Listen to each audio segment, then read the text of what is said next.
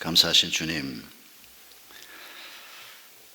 인간의 불순종과 죄로 말미암아 우리가 살고 있는 세상은 계속해서 험악할 수밖에 없고 하나님과 복음에 대해서 무관심과 냉대와 심지어는 공격이 계속되고 있는 안타까운 상황입니다. 느부갓네살과 다니엘과 사드락 메삭 아벳느고가 살던 세상뿐 아니라 오늘도 여전히 그리스도인들에게 고난이 많고 어려움이 많은 세상이지만은 하나님께서는 저희가 어떻게 살아야 할 것인지, 무엇을 목표하고 살아야 할 것인지, 왜 우리가 담대하게 이 길을 걸어갈 수 있는지 말씀해 주시고 가르쳐 주셔서 감사합니다. 사드락, 메삭, 아벳느고 그리고 다니엘, 이분들이 2600여 년 전에 하나님 앞에 어떤 길을 걸어갔는지를 보여주셔서 감사합니다. 저희들에게도 동일하게 역사하실 하나님을 기대하며 감사를 드립니다. 저희들이 하나님께서 주신 약속의 말씀을 붙들고 모든 것을 오늘도 축원하시는 하나님을 믿음으로 의지하며 그리스도인의 길을 죽는 날까지 잘 걸어갈 수 있도록 저희를 도와주시옵소서. 예수님의 이름으로 기도하옵나이다. 아멘. 지난 2009년 4월 19일에 미국 라스베가스에서 우리 미스 코리아 뽑듯이 미스 USA 뽑는 일이 있었습니다. 미국 각 주 그리고 여러 곳에서 온 51명의 각 주 대표, 미스 캘리포니아, 미스 텍사스 이런 식으로 뽑힌 분들이죠. 이분들이 와서 결승에 5명이 올라왔습니다. 이 5명 중에 사람들 눈에 단연 띄는 젊은 여성이 하나 있었는데 미스 캘리포니아로 참여한 캐리 프리진이었습니다. 결승에서 심사위원 중에 한 사람이 이 5명의 결승에 올라온 후보자들에게 질문을 하고 이 사람들이 답을 하고 그 답을 가지고 아주 중요하게 평가하는 이런 순서가 있었는데, 힐턴이라고 하는 인터넷 블로거가 이 미스 캘리포니아에게, 캐리에게 질문을 했습니다. 최근 벌몬트주가 미국에서 4번째로 동성 결혼을 합법화 시켰습니다. 당신은 나머지 주들도 그렇게 해야 한다고 생각합니까? 동성 결혼을 합법화하는 것을 찬성합니까? 반대합니까? 라고 하는 아주 민감한 질문이었습니다. 이것 때문에 미국에서 벌어지는 일들을 여러분이 종종 들으실 겁니다. 우리 사회도 이미 이 이슈가 아주 뜨거운 이슈가 되고 있습니다만은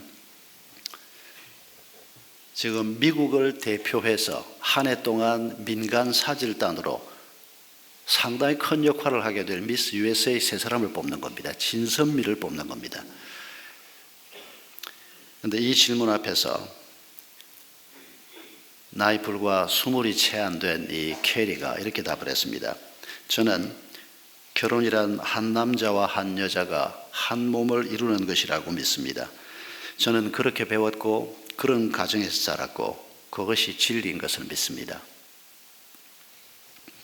사람들이 긴장하면서 그 말을 들었습니다.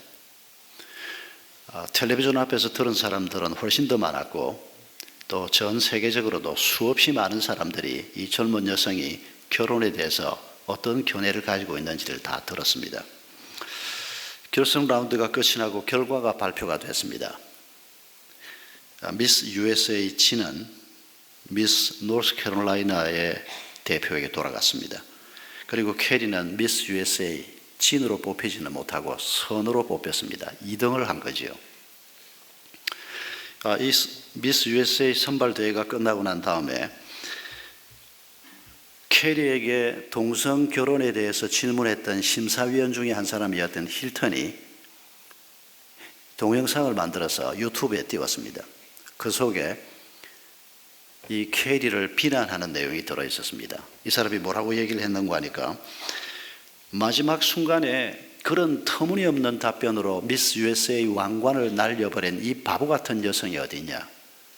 그때 동성 결혼에 대해서 모든 사람이 기대하는 답을 했더라면 진은 이 사람에게 돌아갔을 건데 바보같이 그렇게 답변하는 바람에 진을 놓쳤다. 이런 비난하는 동영상이 올라갔습니다.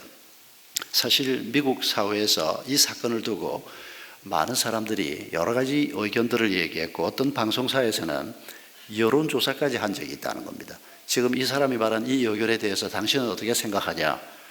사실 미 연방정부가 작년에 동성 결혼을 합법화하는 결정을 하긴 했습니다만 이때가 그 이전이고 여러 주들이 하나씩 결정을 해나가고 있는 이런 상황에서 이 젊은 여성이 수많은 사람 앞에서 그런 답변을 했던 것입니다.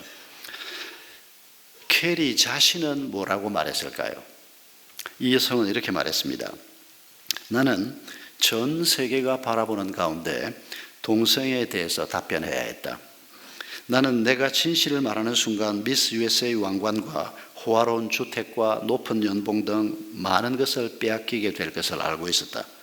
한순간만 입술을 꽉 꿰물고 그들이 듣고 싶어하는 짧은 답변을 하기만 하면 미스 USA가 되리라고 기대되었다.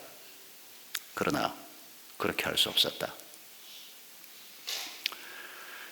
여러분, 이 캐리라고 하는 어린 여성이 어떤 가정에서 자랐고 어떤 교회에서 자랐길래 본인 스스로 내가 하나님이 진리라고 가르쳐 주신 바를 따라서 말하면 그래도 혹시 하나님께서 이쁘게 보시고 미스 진으로 뽑아 주실까? 더 큰 영광을 주실까? 이런 기대도 했겠지만은 그러나 본인이 이미 이런 답을 하면 상당한 손해가 있을 것이다 라고 하는 걸 느끼면서도 그 답을 했고 그리고 결과는 1위가 되지 못하고 2위에 뽑혔습니다.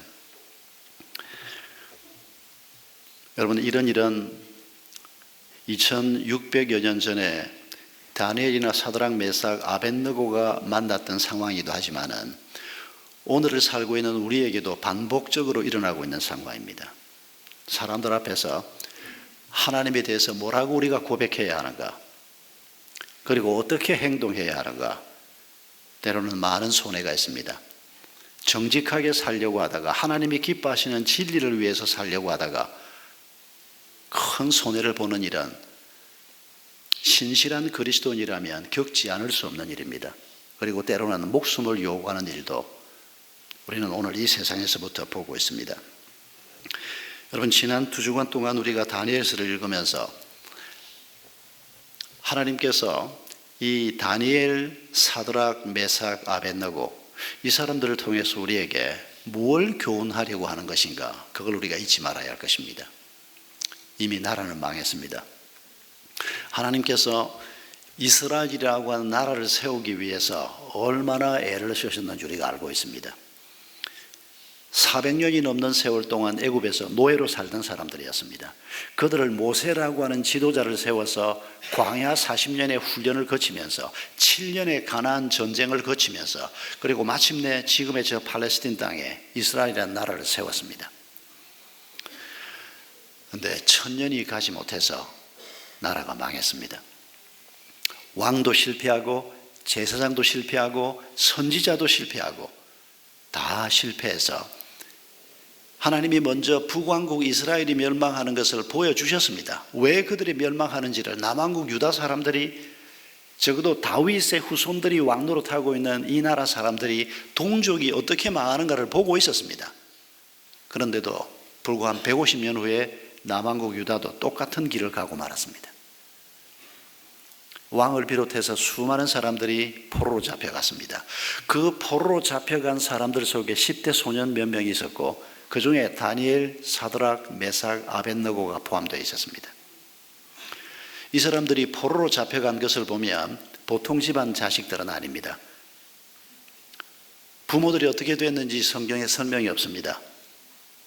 짐작컨대 그 부모들 중에 어떤 사람은 전쟁 중에 죽었을 수도 있고 아니면 함께 포로로 끌려갔을 수도 있고 이 사람들의 어머니나 여동생이나 누나나 여자 가족들이 누가 있었다면 그 사람들은 전부 노예로 끌려가서 이전 신분이 어떤 사람이었든지 간에 바벨론 사람들을 위해서 임금 한 푼 받지 못하고 짐승 취급을 당하면서 평생 동안 그들을 섬겨야 하는 이런 비참한 신세로 전락을 한 겁니다.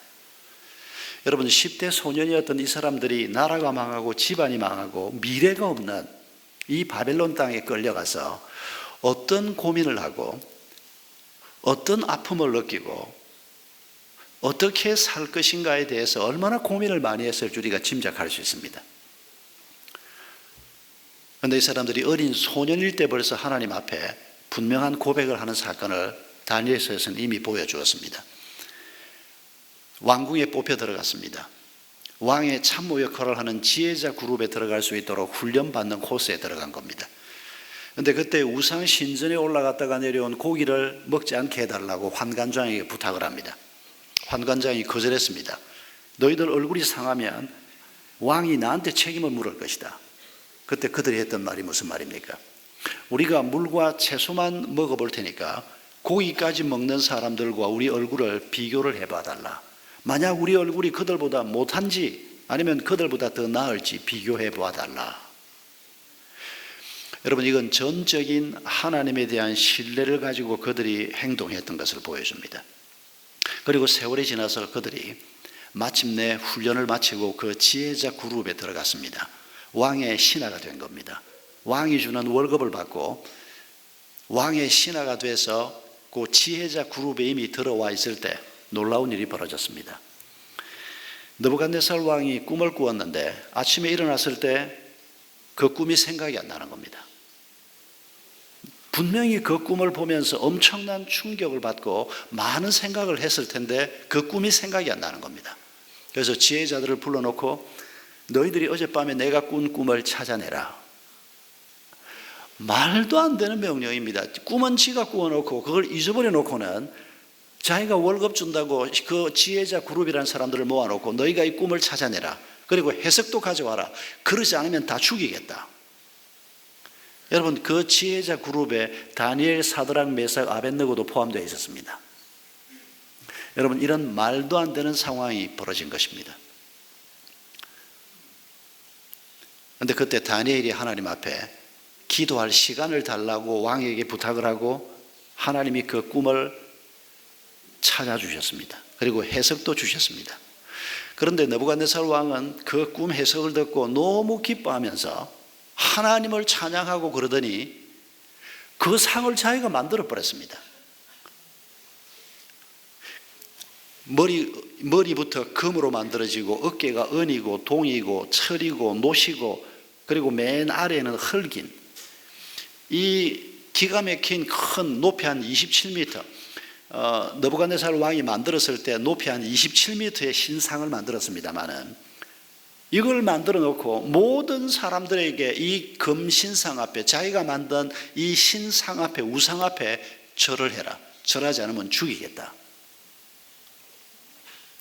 하나님께서 그 꿈을 찾아주었는데 그리고 하나님께서 그 상이 뭘 의미하는지 설명까지 다니엘 입을 통해서 했는데도 불구하고 느부갓네살이 그런 짓을 벌인 것입니다. 그때 다니엘은 어디 출장을 가 있었는지 현장에 없었습니다. 모든 사람들이 그 상 앞에 절을 하는데 사드락, 메삭, 아벳느고 세 사람이 절을 하지 않았습니다. 이 분노한 왕이 이 세 사람을 지금이라도 내가 만든 이 상 앞에 절을 해라. 그렇지 않으면 죽이겠다. 그때 이 세 사람이 한 말이 오늘 우리가 읽은 이 본문에 나와 있는 말입니다. 왕이여, 내가 왕에게 대답할 필요가 없습니다. 굉장히 건방지게 답을 합니다. 왕이 생각할 때 아니 이것들이 나이도 어리고 내가 주는 월급을 받고 살면서 그리고 노예였던 자들 아직도 노예 신분이 유지되고 있는지 노예의 자리에서 자유인이 됐는지 확인은 되지 않습니다만은 아니 이런 것들이 지금 내가 이 엄청난 상을 만들어 놓고 절을 하라고 하는데 뭐 변명할 필요도 없다고 왕을 굉장히 당황하게 만들었습니다. 그러나 여러분 이 사람들 입장에서 생각해 보십시오. 왜 바벨론에 지금 잡혀와 있습니까? 왜 노예가 돼서 이 땅에 와 있습니까? 자기의 조상들이 우상을 섬기다가 나라가 망한 것입니다.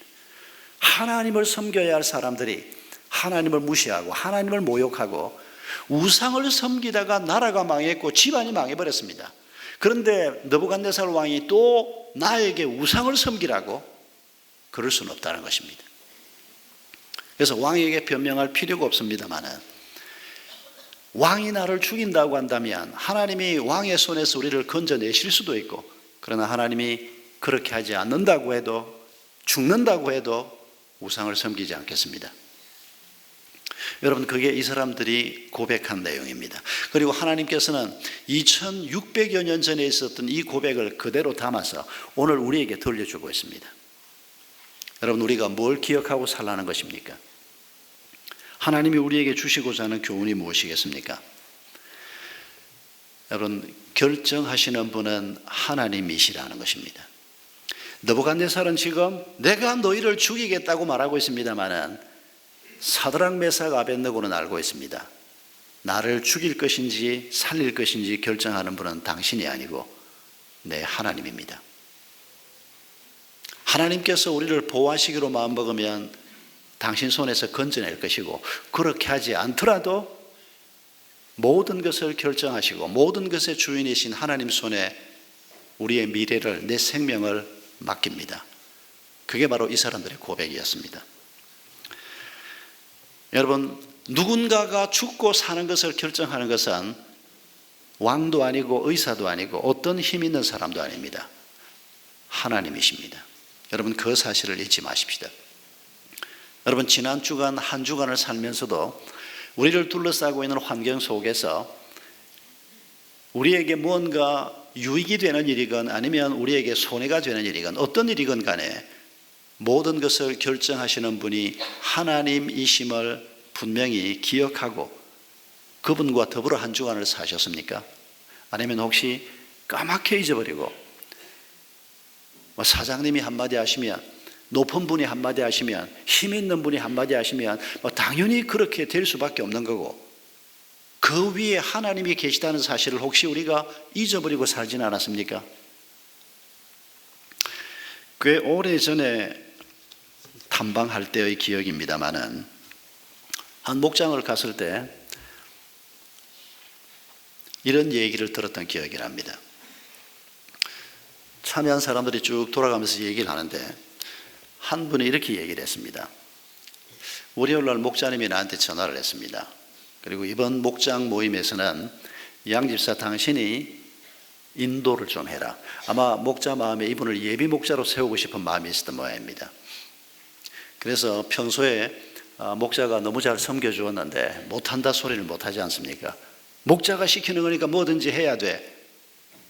그런 일이 잘 일어나지 않습니다. 그런데 목자가 잘 섬겨서 섬김의 권위를 가지고 있으면, 목자가 부탁하면, 아까 우리 지영자매도 그런 표현을 했습니다마는 권위가 있어야 말을 들어줍니다. 그런데 그리스도인의 권위는 다른 데서 나오는 게 아니고, 내가 목사인데, 요새 세상이 목사의 권위 앞에서 누가 놀라는 사람이 있습니까? 섬기는 사람 앞에서 권위를 인정할 수밖에 없는 게 그리스도인 집단입니다. 목자님이 평소에 그렇게 섬겨주었는데 이번 주는 당신이 한번 인도해라. 그걸 어떻게 거절하겠습니까? 또 잘할 수 있는 사람이고. 그래서 알겠습니다. 그리고 이번 금요일 저녁에 모이면 찬송은 뭘 부를까, 순서는 어떻게 할까, 그걸 생각하고 한 주간을 보내는데 금요일 아침에 출근을 했더니 사장님이 아침 모임에서 뭐라고 얘기를 하는 거 아니에요? 이 양반이 규모가 조금 있는 회사의 상무였는데 그날 오후에 독일에서 아주 중요한 바이어가 오게 되어 있답니다. 그리고 영업 담당 이사가 있고 그날 영접은 그 사람이 나가게 되어 있는데 이 사장님이 하는 소리가, 이번에 오는 이분이 너무 중요한 분이니까 오늘 오후에 이 영업 담당 김 이사만 나가는 게 아니고 양상무 당신도 독일을 좀 하고 당신이 사람 영접도 잘 하고 그러니까 당신도 좀 같이 가라 그러더라는 겁니다. 어떻게 하겠습니까? 사장님이 회사의 중요한 일로 가라 그러는데, 그러면 나가면 오후에 가서 공항에서 만나서 저녁 대접하고 하면 목장 모임은 못 가는 겁니다. 여러분이 이런 상황을 만났으면 어떻게 합니까? 예, 알겠습니다. 그것 때문에 나는 못합니다. 나는 죽어도 오늘 목장 모임에 가야 됩니다. 그래가지고 잘릴 수는 없지 않습니까? 나쁜 짓을 하라는 것도 아닌데 회사를 위해서 그 정도는 해야 안 되겠습니까? 그런데 이 양 집사는 달랐습니다. 예, 알겠습니다, 사장님. 그러고는 오전 내내 사무실에 앉아서 자기 일을 하면서 계속 기도한 겁니다. 하나님, 모처럼 오늘 지금 목사님이 날 보고 인도를 하라고 그랬는데, 내가 하겠다고 했는데 하나님 방법이 없겠습니까? 계속 기도를 했답니다. 일을 하면서 계속 기도를 했는데 점심을 먹고 들어왔더니 사장도 점심을 밖에서 드시고 들어왔는데, 들어오면서 양상무를 보고 말하기를, 양상무 오늘 오후에 가만히 생각하니까 너무 중요한 바이오니까 나도 공항에 나가야 되겠다고. 뭐라고 답을 했는고 하니까, 사장님이 나가시면 훨씬 더 나을 것 같다고. 근데 사장님이 공항에 나가시면 저는 안 가도 안 되겠냐고. 뭐 저까지 나갈 게 뭐 있겠냐고. 왜? 저녁에 뭐 일이 있어? 예, 오늘 사실은 교회에서 중요한 일이 있습니다. 그러면 그렇게 끝났다는 겁니다. 그래서 저녁에 와서 자기가 목장 모임 지금 인도하고 있다는 겁니다. 오래 시간이 지났는데도 제가 그날 그 장면이 잊혀지지가 않습니다. 사장님이 오늘 공항에 나가. 그러면 여러분 어떡합니까? 적각 목자한테 전화해서 나 오늘 목장 모임 못 가요. 우리 대부분은 이런단 말입니다. 저라도 그럴 겁니다. 그런 일이 생기면 뭐 약속을 했는데도 이거 이런 상황이 생겨서 내가 못 갈 것 같습니다. 그런데 이 양 집사는 모처럼 이렇게 약속을 해놓았는데 하나님 방법이 없겠습니까? 그렇게 기도를 했더니 그런 좋은 방법이 생긴 겁니다. 회사에도 아무 문제가 없고, 누가 사장을 공항에 내보냈을까요? 하나님이 내보내지요. 누구를 위해서요? 양 집사 위해서. 제가 오버하는 겁니까? 오늘 아침에 그 옛날 일이 생각이 났습니다. 설교 준비 다 해놓고 난 다음에 그 옛날 일이 생각났는데 너무 감동이 되는 겁니다. 그 양 집사는 지금 목사가 됐습니다. 아니, 그렇게 순종하다가 목사로 잡혀가는 거야?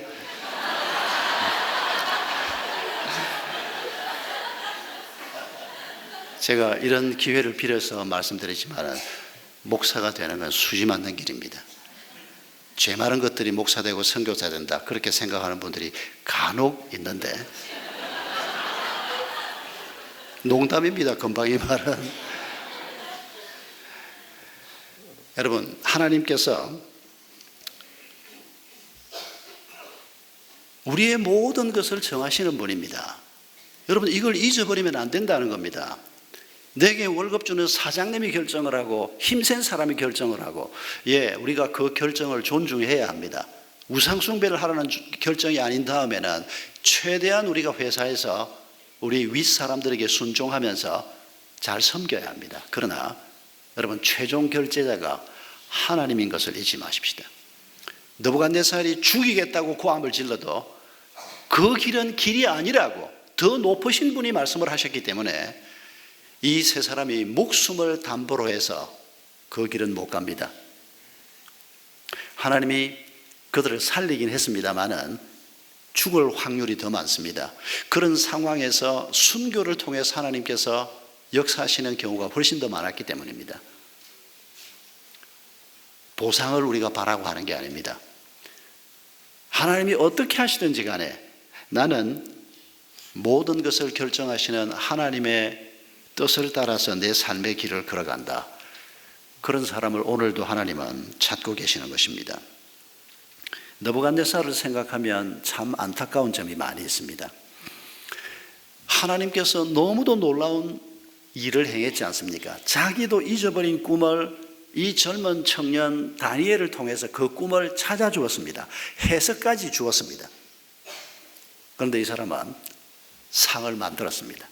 27m의 높이라고 그랬는데, 여러분 27m의 동상을 보신 적이 있으십니까? 제가 조금 더 조사를 할 걸, 제가 자세한 조사를 못했는데 광화문에 서 있는 우리 이순신 장군이 높이가 얼마인지 조사를 제가 한번 해보는 건데, 제가 그건 조사를 못했고 뭘 조사를 했는고 하니까, 제가 평양 갔을 때 비행장에서 우리를 데리고 제일 먼저 가게 한 곳이 어딘고 하니까 혁명박물관 바로 앞에 있는 김일성 동상 앞에 우리를 데리고 왔습니다.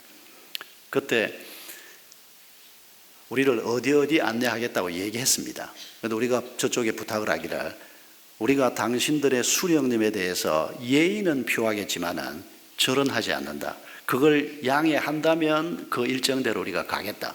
저쪽에서 좋다 그랬습니다.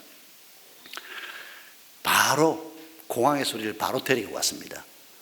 여러분, 그 김일성, 여러분도 아마 그 자주 봤을 겁니다. 김일성 죽었을 때 북한 주민들이 꽃 들고 나가서 울면서 엎드려 있던 장면도 바로 그 동상 앞이었습니다. 그 동상의 높이가 얼마인지 아십니까? 39m입니다. 좌대가 있고 그 서 있는 단이 있고 그 위에 동상이 있는데, 그때 제가 들은 기억으로 이 높이가 한 50m쯤 된다는 소리를 들었습니다. 그러니까 동상 높이만 제가 어제 확인을 해보니까 39m였습니다. 북한 전역에 김일성 부자의 동상이 38,000개쯤 있습니다. 그 중에 제일 높은 동상이 혁명박물관 앞에 서 있는 제가 가봤던 그곳입니다. 가는 데마다 동상이 있습니다. 그것도 금도금을 해서 입혀놓은 동상이 굉장히 많습니다. 망할 수밖에 없는 나라입니다. 하나님이 왜 치지 않고 아직도 기다리고 있는지 알 수는 없습니다. 한 가지는 우리가 짐작할 수 있습니다. 우리가 아직 덜 정신을 차리고 있기 때문에 북한에 저 몽둥이를 하나님이 쓰시기 위해서 좀 더 두시는 게 아닌가 싶습니다만은, 망할 수밖에 없습니다. 주민들이 굶주리고 있고 엉망진창이 되어 있는데 38,000개의 동상을 전국에 세워놓고 주민들이 와서 다 그 앞에 절을 하고, 여러분 그 동상을 물을 가지고 닦을 때 어쩌는지 아십니까? 그 동상은 그야말로 김일성이가 서 있는 거하고 똑같이, 이제는 김정은이까지 합세를 해가지고 똑같이 생각을 하고, 동상을 씻을 때도 수령님이 찬물이나 너무 더운 물이면 안 된다 그래가지고 물 온도까지 36.5도를 맞추어 가지고 씻깁니다. 그리고 동상이 있는 곳에서는 사람이 서 있는 것처럼 반드시 인사를 하거나 예를 갖추어서 뭘 하고 가야지 그냥 지나가면 안 됩니다. 느부갓네살이 그런 짓을 지금 하고 있는 겁니다. 여러분, 느부갓네살이 다니엘을 통해서 꿈을 찾고 꿈의 해석을 들었을 때 다니엘서 2장을 보면 어떻게 했습니까? 왕이 다니엘 앞에 엎드려서 절을 하고 예물을 드렸습니다. 너무 놀라워가지고 어떻게 잊어버린 꿈을 찾아내며 그 꿈 해석까지 어떻게 이렇게 찾아낼 수 있단 말인가? 여러분, 절대 강자인, 절대 군주인 느부갓네살이라고 하는 사람이 노예로 잡혀온 이 젊은 사람 앞에 무릎을 꿇고 엎드려서 절을 했다는 게 상상이나 됩니까? 여러분, 이건 많은 사람들은 뭐라고 생각하는 거 아니까? 이스라엘 사람들의 뻥이 심해도 보통이 아니라고 얘기합니다. 나라는 망했지 않습니까? 다니엘이 걸출한 인물이라고 해도 이 망한 나라 백성들이 너무 힘이 빠져 있고 너무 의기소침해 있고, 그래서 우리의 조상들 중에 이렇게 뛰어난 인물도 있다, 뻥을 쳤다는 겁니다. 그렇게 생각할 수밖에 없는 상황입니다. 어떻게 제국의 왕이란 사람이 이 젊은 사람 앞에 엎드려서 절을 할 수가 있단 말입니까? 그러나 여러분, 이건 하나님께서 직접 연출해내신 장면입니다. 오늘 우리 시대에도 가령 오바마 대통령 같이 절대 강국인 미국의 대통령이 한국에서 이민도 못 가고 불법 체류자로 살고 있는 어떤 젊은 청년이 뭐를 좀 했다고 해서 이 사람을 백악관으로 불러서 고맙다고 무릎을 꿇고 그 사람에게 절을 하면서 선물을 준다면 전 세계 사람들이 깜짝 놀라지 않겠습니까? 아니, 저 사람이 뭘 했길래 오바마 같은 저런 사람이 무릎을 꿇고 절을 한단 말인가? 여러분, 바로 그 상황을 지금 하나님께서 바벨론 궁에서 연출을 하고 계시는 것입니다. 느부갓네살이 얼마나 놀랐으면, 얼마나 하나님의 권위가 커 보였으면 그 하나님의 대리인인 다니엘 앞에서 무릎을 꿇었겠습니까? 그러나 하나님 앞에 무릎을 꿇고 하나님의 이름을 너무도 놀라운 언어로 찬양했던 느부갓네살이 금신상을 만듭니다. 그리고 그 상 앞에 절하지 않았다고 하나님의 이름을 고백하는 사람을 죽이겠다고 났습니다. 천국 가면 느부갓네살을 만날 수 있을까? 알 수가 없습니다. 그래서 천국이 흥미진진합니다. 천국 가면 김일성이를 만날 수 있을까? 알 수가 없습니다. 전에는 절대 그런 인간이 천국 올 수 없다고 늘 생각했는데 죽기 전에 김일성이가 하루에 몇 시간씩 찬송을 부르기도 하고 기도를 하다가 죽었다는 소식을 들은 다음부터 참 기분이 찝찝했습니다. 저 인간이 천국에서 기다리고 있으면 그 천국을 내가 가야 되나 말아야 되나. 처음 제가 그 얘기를 들었을 때 너무 기분이 언짢았습니다. 그리고 제가 회개했습니다. 하나님이 결정하실 일이지 제가 그런 문제를 가지고 언짢다 어쩌다 이럴 일은 아니라고 생각이 돼서 참 안타까운 사람들입니다. 김일성이가 우리 민족에게 범한 죄가 보통 죄입니까? 그게 수많은 사람들이 그 앞자에서 고통을 당하고 굶어 죽은 사람만 300만이 넘는다고 그러지 않습니까? 그리고 지금도 저 나라 꼴을 보십시오. 전국에 동상을 만들어 놓고 지금도 죽은 김일성이가 통치하고 있는 나라가 저 나라 아닙니까? 김일성의 주체 사상이라는 게 뭡니까? 김일성이 신이라는 얘기입니다. 저 나라는 공산국가가 아니고 종교국가입니다. 김일성이 누워있는 금수산 기념궁전은 신전입니다. 꼭 신전 그대로입니다. 거기를 한번 갔다 오면 북한 사람들이 얼마나 자랑스럽게 생각하는지 모릅니다. 망할 수밖에 없는 나라입니다. 느부갓네살 또한 마찬가지입니다. 이런 말도 안 되는 짓을 하면서 하나님의 사람들을 죽이겠다고, 그리고 하나님께서 그에게 계속해서 말씀하시는데도 믿음이 좀 있는 것처럼 놀라운 찬양을 하고 고백을 하다가도 또 엉뚱한 짓을 하고. 여러분, 우리가 혹시 느부갓네살처럼 행동하고 있지 않는지 우리 자신을 잘 점검해 볼 필요가 있습니다. 하나님께서 느부갓네살처럼 우리가 길을 걸어가기를 원치 않기 때문입니다. 은혜 받으면 하나님 앞에 찬양하고 감사하고 천하에 하나님 같은 분이 없다고 느부갓네살이 그렇게 표현했지 않습니까? 그런데 교만이 뻗치니까 내가 만든 금신상, 내가 세운 이 신상, 이 앞에 너희가 절하지 아니하고 분노하고 불을 7배나 뜨겁게 해라. 사드락 메삭 아벳느고를 풀무불 속에 집어 던지려고 했던, 가까이 갔던 사람들이 불타서 죽음을 당하는 그런 뜨거운 불 속에 이 세 사람, 하나님의 사람들을 집어넣는, 얼마 전에 하나님 앞에 그렇게 놀랍게 찬양했던 사람입니다. 그 사람이 하나님을 이렇게 대적하고 있는 것입니다. 우리 또한 하나님 앞에 은혜를 받고 하나님의 백성으로 살겠다고 우리가 고백하면서도 자칫 잘못하면 우리가 하나님을 대적하는 자가 얼마든지 될 수 있다는 것입니다. 날마다 우리가 사건마다, 일이 있을 때마다 내가 하나님 편에 설 것인가 늘 생각해 봐야 합니다. 여러분, 우리가 북한 사람들 얘기를 했습니다마는 말도 되지도 않는 김일성의 주체 사상을 편들고 그 입장에 서고, 근데 저 사람들이 죽지 않으려고 할 수 없이 그러는 게 아니고 어릴 때부터 세뇌를 받아서 정말 진심으로 그게 옳은 것이라고 믿는다는 사실을 여러분 잊으시면 안 됩니다.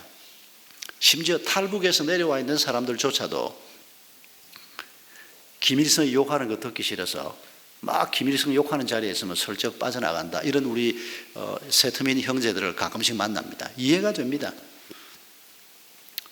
북한이 싫어서 나왔지만은 어버이라고 불렀던 김일성, 그 사람을 막 다른 사람이 욕을 하면 나도 싫어하고 나도 재미없어서 나오긴 했지만은 내 아버지가 욕을 먹는 것 같은 느낌을 받는, 그게 북한 사람들이 가지고 있는 기본적인 심성입니다. 교묘하게 통치를 하고 있는 겁니다. 여러분, 우리가 그런 북한을 잘못됐다고 말하지만은 남한도 별로 다르지 않다는 사실을 잊으시면 안 됩니다. 그 사람들은 말도 안 되는 김일성을 신으로 생각하고 김일성이 한 얘기면 그 말만 따라가면 북조선이 낙원이 될 수 있다고 생각하고 인류 사회가 그 길을 걸어가면 낙원이 된다고 생각하는데, 오늘 남한 사람은 어떻습니까? 돈만 있으면 낙원 만들 수 있다고 생각하지 않습니까? 돈만 있으면 못할 게 없다고 생각을 하고, 북한 사람들이 주체 사상에 미쳐 돌아가거나 남한 사람이 돈에 미쳐 돌아가거나 하나님 보시기에는 똑같다는 사실을 잊으시면 안 됩니다. 정직하게 말하면 돈에 미쳐 돌아가는 것보다는 차라리 어떤 이념에 미쳐 돌아가면 조금 더 나을 수도 있습니다. 남한 사회가 북한 사회보다 더 더럽고 지저분한 일이 많이 벌어지는 이유가 바로 거기에 있다고 우리가 한번 고민해 볼 필요가 있습니다. 북한 사람들은 남한 사람들처럼 이렇게 이중적이지 않습니다. 앞으로는 저분들도 좀 달라질 겁니다. 이제 돈을 알게 되고 이 자본주의가 점점 도입이 되어 가기 시작하니까 우리처럼 돈을 위해서는 거짓말 하는 거야 보통이고, 돈이 엄청 생기는데 내가 동성애에 대해서 반대하더라도 수많은 사람이 보는 앞에서 그거 모든 사람들이 원하는 일이니까 우리가 함께 그 길을 가야 되지 않겠냐. 엄청난 돈이 생기는데 돈을 위해서 그런 말을 못할 사람이 과연 얼마나 있겠습니까? 자기가 그리스도인이라고 말하는 사람까지도. 여러분, 오늘 하나님께서는 우리에게 하나님 외에는 우리가 목숨을 바칠 다른 존재가 없고, 하나님 외에는 우리의 모든 것을 다 걸 수 있는 어떤 다른 존재도 없다는 것을 사드락 메삭 아벳느고의 고백을 통해서 우리에게 말씀하고 있는 것입니다. 우리가 한 가지 더 기억한다면 고난이 기회라는 것입니다.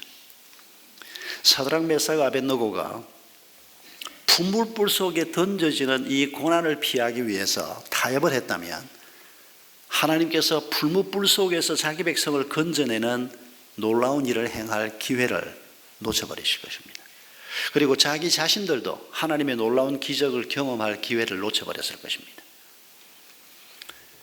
누가 고난을 만들었든지 간에, 내가 잘못해서 고난이 생겼든지 아니면 세상 사람들이 악해서 고난이 생겼든지, 고난이 생겼을 때 여러분 그 고난을 하나님을 의지하고 돌파하기 위해서 나아가면 그건 항상 하나님에게 그리고 우리에게 기회가 된다는 사실을 잊지 말아야 합니다. 최근에 요엘 로젠버그라고 하는 분이 쓴 글을 읽고 깜짝 놀랐습니다. 지금 5분마다 한 명씩 순교자가 생기고 있다고 얘기합니다. 1세기에 그리스도인들이 많이 순교했는데 지금 이 21세기에 들어와서 1세기 때보다 그리스도인들의 순교가 더 많이 일어나고 있다고 얘기하고 있고, 그건 사실입니다. IS라고 하는 집단이 지금 얼마나 고약을 떠는지 우리가 보고 있습니다. 그런데 요엘 로젠버그라고 하는 분이 보고서를 하나 내면서 뭐라고 보고서를 냈는가 하니까, 지난 20년 동안 중동에서 이 회교권 지역에서 예수를 믿는 사람들의 숫자를 조사를 해보니까 이슬람교가 생기고 지난 1500년 동안 그들 중에 예수 믿은 사람의 총 숫자보다 지난 20년 동안 이 고난과 박해 속에서 예수 믿은 사람의 숫자가 훨씬 더 많다는 겁니다. 저는 이런 통계를 보고 깜짝 놀랐습니다. 지금 이렇게 IS 때문에 사람이 죽고 IS가 없더라도 무슬림들이 자기들 속에서 예수 믿는 사람이 나오면 명예살인을 하지 않습니까? 그렇게 죽인 사람에 대해서 살인 죄명을 씌우지도 않습니다. 이런 이슬람권을 우리가 알고 있는데 지난 20년 동안 이슬람권에서 예수 믿은 사람이 어느 때보다도 많다. 조금 더 구체적으로 읽어보겠습니다. 수단에서는 잔인한 전쟁 중에도 이슬람 교도들 중에서 100만 명의 개종자가 현재까지 나와 있고, 파키스탄에는 300만 명의 이슬람 개종자들이 이슬람 교인으로 그리스도교로 개종한 사람들이 있고, 이집트에서는 250만 명이 있고, 이란에서는 2000년도 전에 2만 명의 이슬람 교인이 구원을 받았는데 2000년 이후에 15년 동안은 지금 파악은 잘 안 되는데 계속해서 기독교인들이 급증하고 있다고 보고하고 있습니다. 사우디아라비아에서는 2005년 전에 10만 명의 그리스도인들이 이슬람교에서 개종을 했고, 그리고 지난 10년 동안에도 계속 그 숫자가 늘어나고 있다는 겁니다. 이라크에서는 2003년 전에 600명의 기독교인이 있었는데 2008년에는 7만 명의 기독교인들이 존재한다는 것입니다. 알제리에 8만 명이 있고, 요르단에 1만 명의 그리스도인이 있고, 모로코에 4만 명의 그리스도인들이 있고, 아프가니스탄에는 2007년 샘물교회 피납 사건이 있던 당시에 3천 명의 기독교인들이 있다고 보고되고 있었는데, 이 요엘 로젠버그의 보고서에는 지금 현재 3만 명의 기독교인들이 있다는 겁니다. 불과 지금 한 8년 지났는데 이 동안에 10배로 기독교인들의 숫자가 늘어났다고 요엘 로젠버그가 보고하고 있습니다. 여러분, 이런 보고들을 바탕으로 해서 지금 현재 이슬람권의 확인된 숫자로만, 확인되지 않은 급증하고 있는 몇몇 지역을 빼고도 이슬람 국가들 안에 1,300만 명의 기독교인들이 현재 확인된다는 겁니다. 저는 깜짝 놀랐습니다. 목사지만은, 그리고 이슬람권에서 계속해서 믿는 사람들 숫자가 늘어난다는 얘기도 듣고 있었지만은, 이렇게 놀랍게 예수 믿는 사람들이 이 엄청난 박해 속에서 계속 늘어나고 있다는 보고는 사실 처음 접했기 때문입니다. 한편으로 생각하면 놀랄 일이 아닙니다. 고난이 아무리 심해도 하나님의 교회가 무너져 본 적이 없습니다. 고난이 심한 곳에서 오히려 더 정금같이 빛나는 하나님의 교회가 세워졌던 역사를 우리가 알고 있습니다. 북한 땅에 공산 집단이 하나님의 교회를 말살시키기 위해서 온갖 노력을 다 기울여 왔지만은, 지금 우리가 숫자가 얼마인지는 모르지만은 적어도 수십만 명의 순수한 그리스도인들이 북한 땅에 살고 있다는 우리가 알고 있습니다. 하나님의 교회는, 복음의 능력은 사람들이 짓밟는다고 해서 짓밟아지는 그런 능력 없는 복음이 아니라는 것입니다. 사드락 메삭 아벳느고를 통해서 하나님이 우리에게 그렇게 보여주는 것입니다. 여러분, 이 이슬람권에서 예수 믿는 사람들을 어떻게 해서 예수를 믿게 됐나? 선교사들이 없지 않습니까? 있어도 활동이 제한되어 있고, 이슬람권의 선교사들이 NGO라든지 여러 가지 이름으로 들어가 있지만은 전도를 제대로 할 수가 없습니다. 놀라운 것은 이 사람들 중에서 25%는 어떻게 예수를 믿게 됐는가? 꿈과 환상을 통해서 전도를 받았다는 겁니다. 아프가니스탄에서 온 한 미국 선교사를 두바이에서 만나서 며칠 같이 지낸 적이 있는데, 그분이 직접 하는 얘기도 들었습니다. 자기들이 이 그린북이라고 하는 이 녹색으로 포장을 해서 가지고 다니다가 사람들에게 혹시 이 책 한 권 줄 테니까 읽어보겠냐, 이런 식으로 전도하는 게 고장인데, 자기 바로 옆집 사람이 그렇게 성경을 하나 받아갔는데, 그 사람이 지하교회 그리스도인이 됐는데 꿈에 어떤 분이 와서 자기에게 예수 믿어야 한다고 얘기했다는 겁니다. 이 선교사는 예수 믿으란 말을 함부로 못합니다. 만약 예수 믿으란 말을 했다가 이 사람이 고발을 해버리면 그날로 쫓겨납니다. 그러니까 예수 믿으란 말은 아주 은밀하게 상당한 시간이 지난 다음에 하지 않으면 큰일 나는 사건이기 때문입니다. 그런데 자기가 성경을 전해준 옆집 사람이 꿈에 예수님이 나타나서 전도를 해서 교회를 나오게 됐다. 그런데 여러분, 이게 지금 이슬람권에서 예수 믿는 사람의 25%가 꿈이나 환상에서 누군가가 나타나서 나를 전도했다, 이런 보고를 지금 하고 있습니다. 그런가 하면 다른 60%는 옛날에 그런 걸 봤는데 까맣게 잊고 있다가, 그게 별거 아닌 걸로 생각하고 있다가 어떤 계기에 그게 예수님이란 말인가, 그게 하나님께서 내게 말씀하시는 거란 말인가, 이렇게 깨닫고 복음을 받게 되는 사람이 무려 60%나 된다는 겁니다. 여러분, 하나님께서 얼마나 이슬람권에서 놀랍게 역사하고 있는지 우리가 알 수가 있습니다. 성도 여러분, 2600년 전이나 오늘이나 우리를 둘러싸고 있는 환경은 우리가 믿음의 길을 걸어가기에 여전히 만만치가 않습니다. 정직하게 살기 어렵고, 사랑하면서 살겠다고 하면 사람들은 우리를 바보 취급하고, 복음을 얘기하면 사람들은 말도 안 되는 소리 한다고 우리를 공격하고 비난할 것입니다. 심지어 죽이려고 달겨드는 사람들도 있는 거 우리가 알고 있습니다. 그러나 우리가 하나님의 편에 서서 모든 것을 결정하시는 분은 오직 하나님밖에 없다, 하나님만이 주제자이시다 라고 하는 고백을 가지고 우리의 길을 걸어갈 때 하나님이 우리의 길을 가장 아름답게 인도하실 것입니다. 내가 기대하는 만큼 하나님이 보상하지 않을 수도 있습니다. 이 땅에서 그 보상이 없을 수도 있습니다. 그러나 사드락 메삭 아벳느고가 고백한 것처럼 하나님이 그렇게 하지 아니하실지라도 하나님이 절대 오르신 분이기 때문에, 하나님만이 우리 인류 사회에 참 평안을 주실 수 있는 분이기 때문에 우리가 그분을 신뢰하고 그분 편에 서서 죽음도 두려워하지 않고 우리의 길을 걸어간다면 이 하나님에 관한 진리가 더 많은 사람들에게 전해질 것입니다. 하나님의 뜻은 2600년 전에도 이루어져야 하고 오늘도 이루어져야 합니다. 사드락 메삭 아벳느고를 통해서만이 아니라 오늘 우리를 통해서도 하나님의 뜻은 이루어져야 합니다. 여러분, 이번 한 주간을 살면서 끊임없이 어떤 상황 속에서든지 간에 어떤 분보다 높으신 우리 하나님께 끊임없이 물으십시다. 하나님, 이렇게 하면 되는 겁니까? 물으셔야 합니다. 기도하셔야 합니다. 하나님께서 응답하실 때 그게 하나님의 뜻이라고 확신이 될 때 불속이든 물속이든 하나님 그 길을 걸어가겠습니다. 이런 결단을 가지고 걸어가는 사람들을 오늘도 하나님께서는 기다리고 계시는 것입니다. 박 목사, 당신이 그렇게 하시오. 그러지 마시고